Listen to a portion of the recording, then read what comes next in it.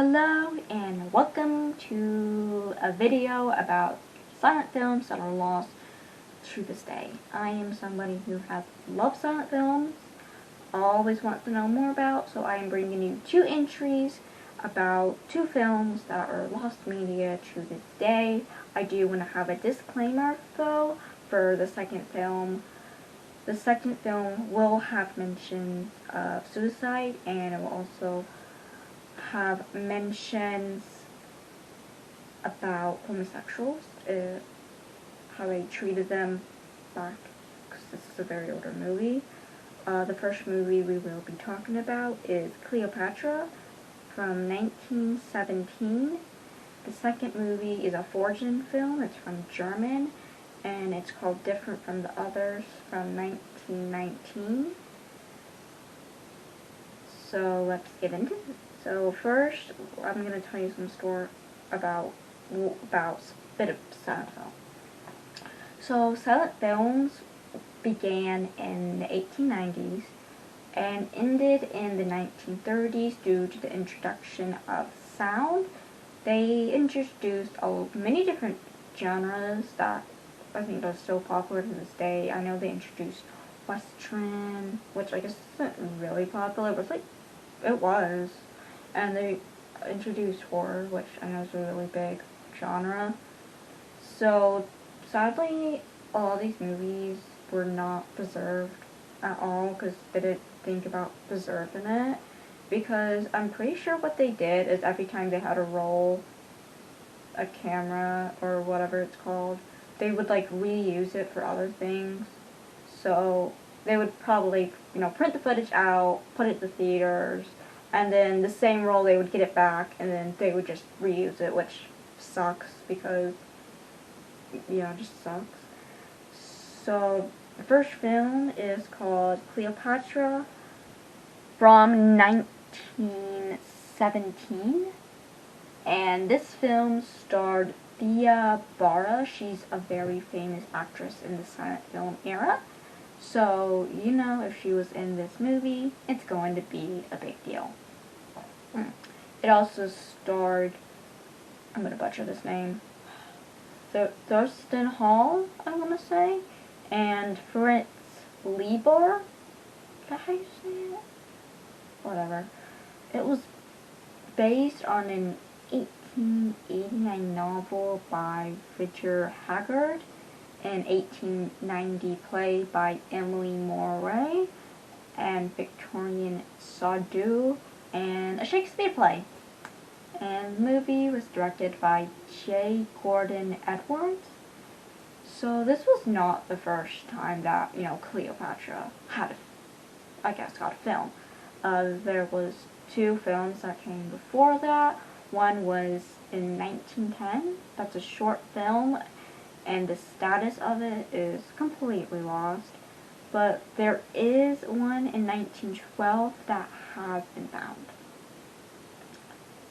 which I think is pretty interesting. It's the third Cleopatra film that's lost media. Okay, so the plot of the movie was basically a love story, or I guess love triangle between Cleopatra and Julius Caesar and Mark Antony, which, you know what? Okay then. So Cleopatra was supposedly to be portrayed as a powerful, seductive queen, using her charm and intelligence to do her jobs at politics, which actually sounds really interesting, to be honest. I would actually would love to see that, if I could.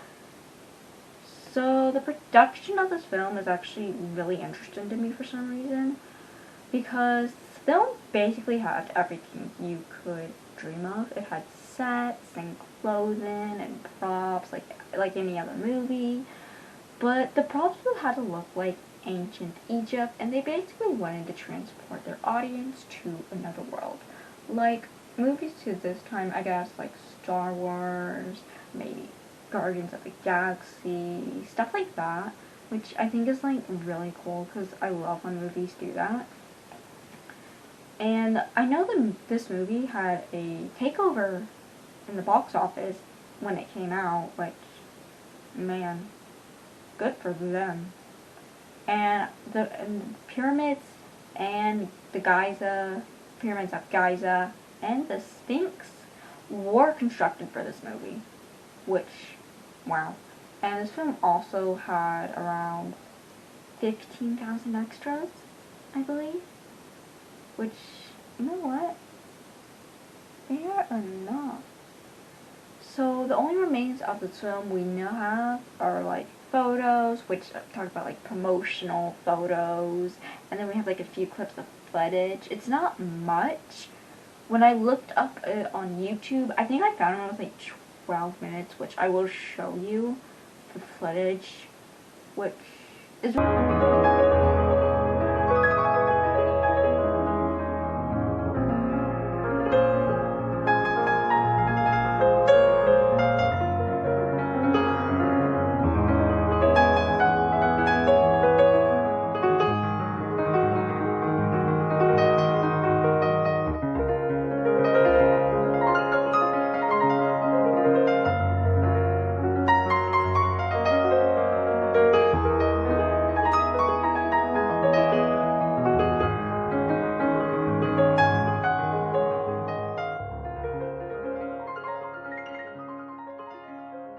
really interesting because I'm pretty sure the person who found it like found it on this VHS tape and just like uploaded it, which is crazy. So, how much did this film cost? I think we all want to know that, huh? So this film cost $500,000, which in today's money would equal about $13.7 million, which in today, I guess it really wouldn't be considered a big deal. But like back then, it was a huge deal, and this is considered one of the, I think, the most expensive silent film ever made, which, wow. So what do I think about this movie? I want to see it. Like, they got me. Like, I want to see all the sets, designs, how they managed to do that in the time they had. Like, I guess movies take like a few years, maybe months. I guess back then it was like longer because they didn't really have the technology we have now, which is crazy to think about that they were like producing these films. Because silent films had, again, no sound, were in black and white, they didn't have color. The first color movie was The Wizard of Oz, so this was before that, I'm pretty sure. Okay, the second, scoring through the Lost Media Wiki, trying to find my second entry. This video was supposed to be about 3, but then I only decided to do 2, because, I don't know, I just did not want to do a third entry, I guess. So this one is called Different from the Others. This is the German film, which was made in 1919, and this was directed by Richard Oswald, which, pretty cool. Starred Conrad Veidt, I'm butchering his last name. I don't know, it's V-E-I-T-T, Veidt, whatever. And Fritz Scholes, Reynolds Skolsnil, so sorry for these names I butchered, and Anita Berber. Well, that's what you're gonna get. So, as I said, this film had like a lot of controversy behind it, and because of the plot of the movie. This movie was made to like protest the law that made homosexual behavior a criminal offense, and which I want to say, wow, that, I mean, I understand this is like, what, 1919, and they weren't accepting, which, I mean, wow. They could have still not burned it, but whatever. They couldn't, but because of the society stance, subject matter, because reflecting how many people at the time were committed, swan jump off a building. Many people said that this film brought them to tears, which, yeah, I can totally agree why. So, here's the thing. This film was banned from viewing except doctors, lawyers, and medical researchers.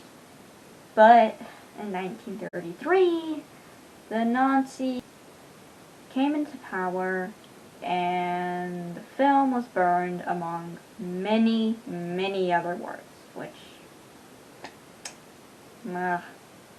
every time you want to say you find something, oh, it's burned.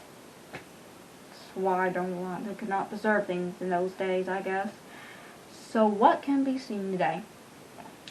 I know there are 50-minute fragments in the film that was found in the mid-1970s. We do not know the full runtime of this movie. There has been a few reconstruction attempts that were made for DVD releases, but the film is in public domain, and the 50 minutes probably can easily be found, like on YouTube or the Internet Archive, or, yeah. That was the second movie. I don't know if I would watch this movie. I picked this because of the interest in history with it. Because I never heard of this before, because I was like scrolling through the Lost Media Wiki and this like randomly showed up, like, okay, maybe I'll check this out, and I like read this section, I was like, oh, wow, I never heard about this. Not any of the Lost Media stories I've watched. So I just like added that because I just thought it would be like really interesting. So yeah,